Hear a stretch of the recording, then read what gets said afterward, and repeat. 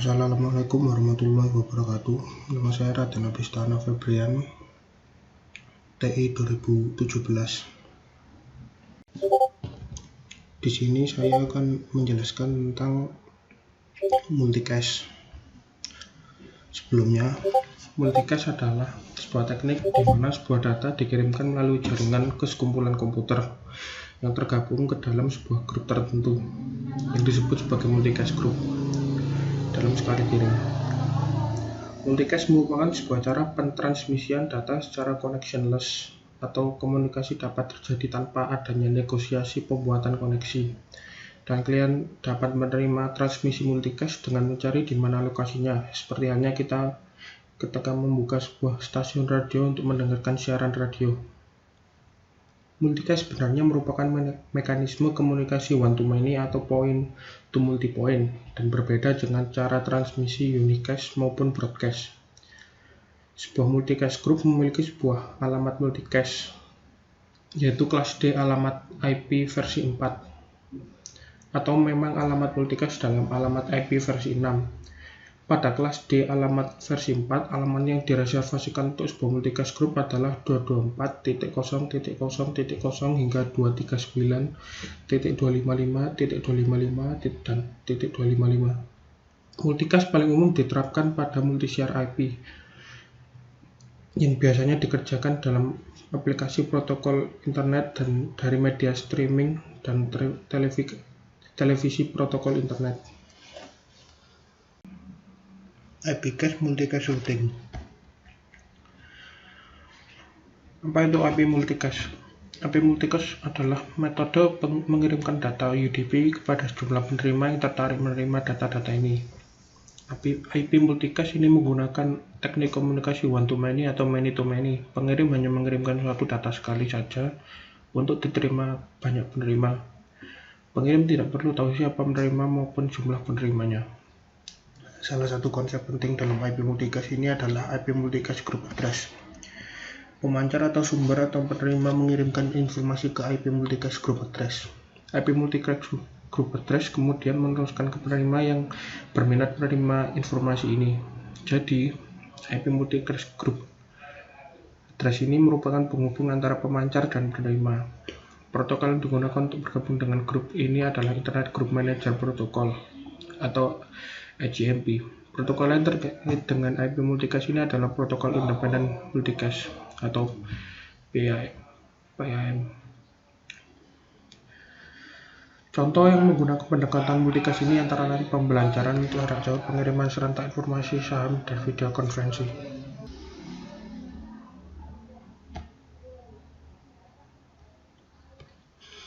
Perbedaannya dari unicast adalah unicast one-to-one, yaitu pengirim harus melakukan sejumlah data dalam setiap komputer yang ingin dikirimkan. Namun multicast hanya perlu mengirimkan satu data yang dapat diteruskan ke dalam sejumlah komputer yang ingin menerima tanpa melakukan pengiriman berulang kali. Bagaimana mengirim multicast traffic? Dengan hanya mengirim traffic yang ditujukan ke multicast group yang dituju. Multicast source tidak perlu menerima traffic dari multicast group lainnya. Hop limit dan scope mempengaruhi seberapa jauh multicast packet akan pergi, dan router menangani apa yang harus dilakukan oleh multicast traffic.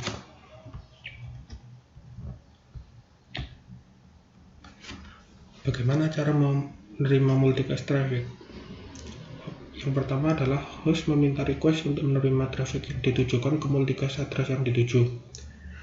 Protokol yang digunakan adalah multicast listener discovery untuk IP versi 6 dan Internet Group Management Protocol untuk IP versi 4. Bagaimana router mengetahui bila ada penerima?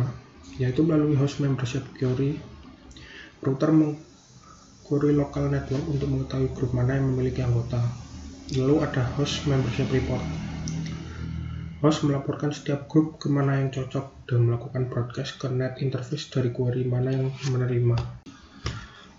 Multicast routing protocol terbagi menjadi dua, dense mode dan sparse mode. Yang dense mode terdapat dua protokol, yaitu DFMRP atau Distance Vector Multicast Routing Protocol dan EMDM Protocol Independent Multicast Dense Mode.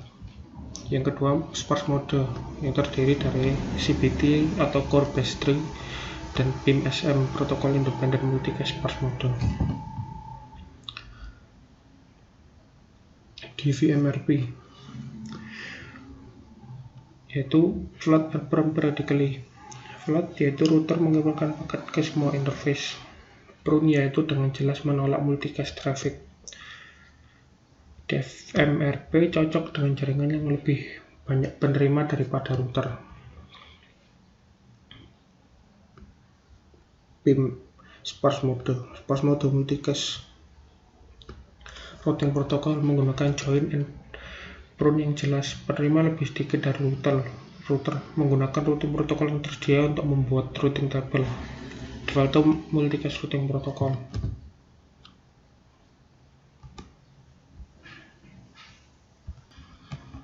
Ada designated router. Sebuah designated router dipilih dari beberapa PIM router yang tersambung. Designated router meregister encapsulate multicast traffic dari sumber yang tersambung. Rendezvous point atau titik temu.